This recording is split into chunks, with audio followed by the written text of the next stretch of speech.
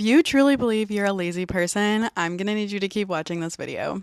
You aren't lazy or unmotivated. You're just motivated by different things. I'm going to be talking about ADHD and the interest-based nervous system. Before we really get into it, hi, my name is Zoe. I'm a certified ADHD coach and I work a lot with young adults and university college students. So if you're interested in stuff like that, you can follow me for more. And you can also check out my website linked in the description for ADHD coaching.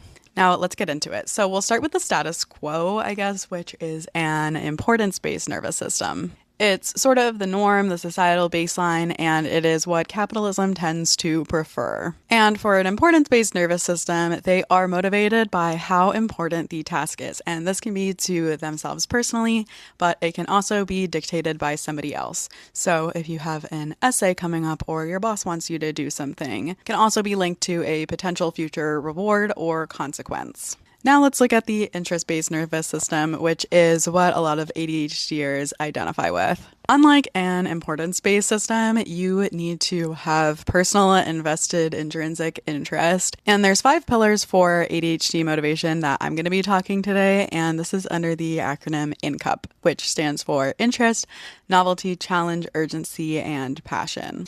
So by tapping into at least one of those things is how we get motivated as ADHDers. And a lot of us tend to be procrastinators, which when you think about those 5 pillars makes complete sense because it is a natural way to tap into urgency. However, procrastination can be quite stressful and not the most functional long term, even if it does tend to get the job done. So when our society isn't built around interest-based motivation, we just have to get a little more creative. So I'm going to go over each of those pillars and give you a few things to think about to help you tap into your own motivation and create motivation when it isn't coming up naturally. So first up is going to be interest. And the most important thing about interest is that it is genuine and it is coming from yourself. One very common misconception about ADHD is that we can't focus on anything. And if you have ADHD, you know that's not true because I'm sure that you have things that you have completely hyper-focused on and lost the whole day with.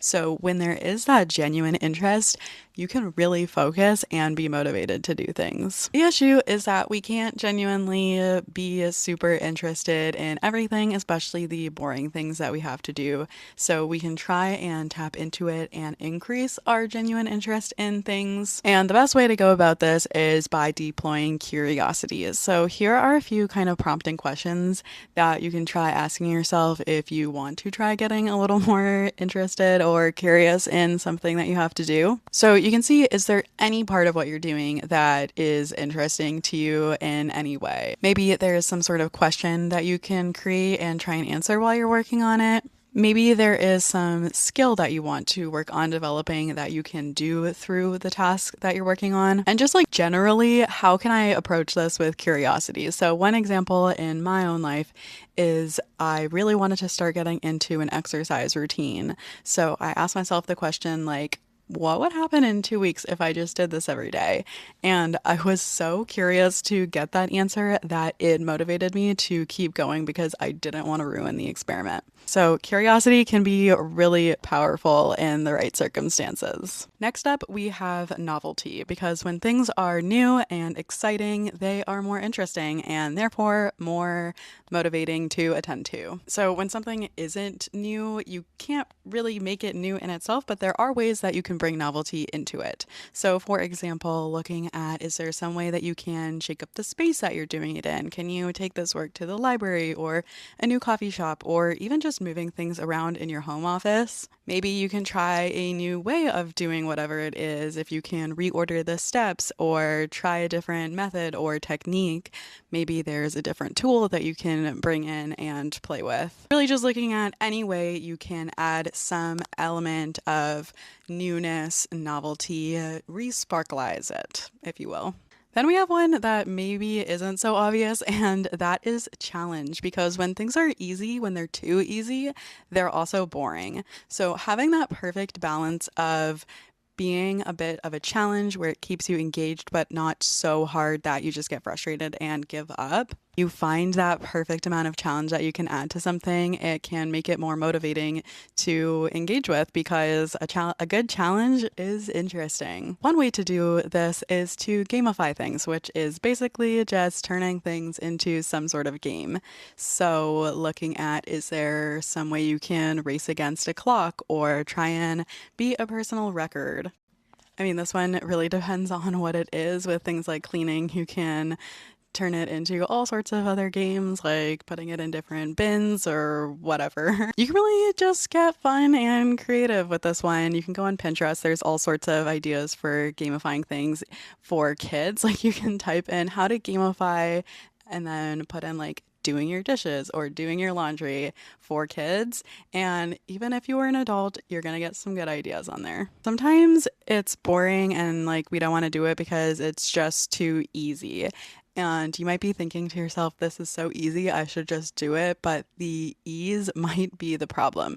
So maybe there's some way you can kind of turn it up a notch and challenge yourself a bit more with it. Urgency is a classic, and I already very briefly touched on how a lot of people tap into this through procrastination. So that is a very natural way we have adopted to support our brains subconsciously because urgency is one of the things that gets us motivated. But as I mentioned, it is stressful. It is not great for your nervous system. It's anxiety provoking. It facilitates all of these negative thought loops about yourself, like, why can't I just do things? I'm so lazy, etc., etc. So there are ways that we can use this in a less stressful way, I'm going to say. So the first is setting mini deadlines for parts of whatever it is, if it's a larger project.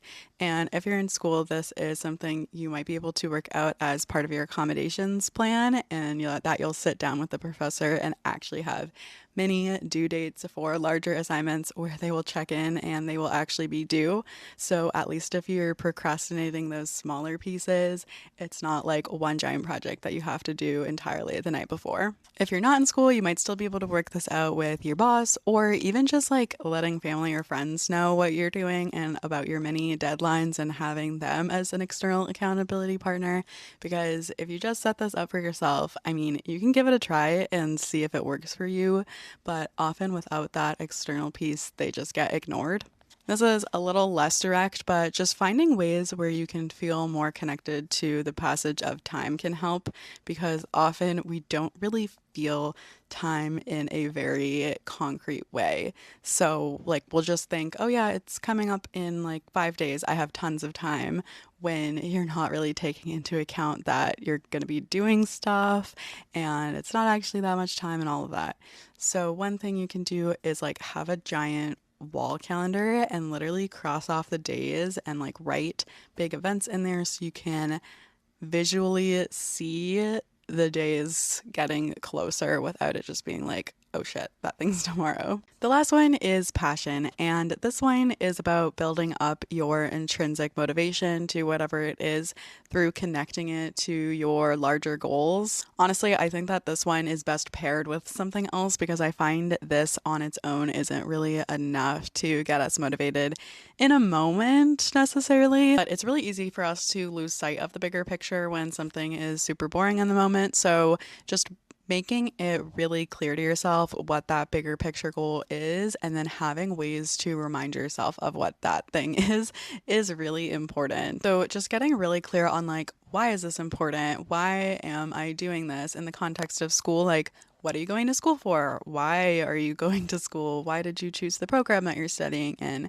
And even if it's not because you are like studying this because it's always been your dream and you have a dream job and a dream passion and all of that, there, even if you don't have that, there is still a reason you chose what you did. So really just trying to tap into something that you can hold on to and how it connects to a larger goal. So even if it isn't like job related, it can be a bit tangential. Like going back to the school example, if you're in school just like to study whatever, is there something else that you want to get out of it? Like maybe you really want to strengthen your writing skills, or it's really important to you to develop your critical thinking skills because they're really easy to not have these days. Whatever it is, it doesn't have to be directly linked. It can be something else. And then, as I mentioned, how can you remind yourself of this easily without having like a heart to heart with yourself every other day?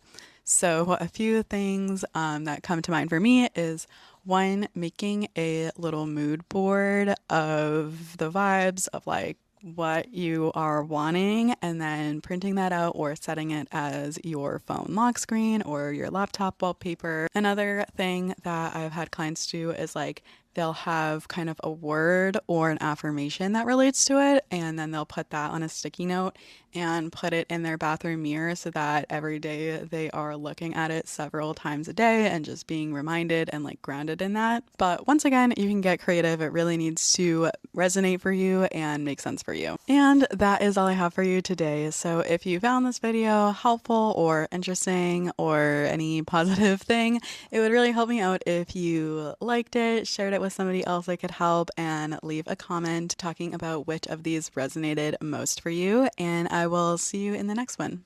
Bye.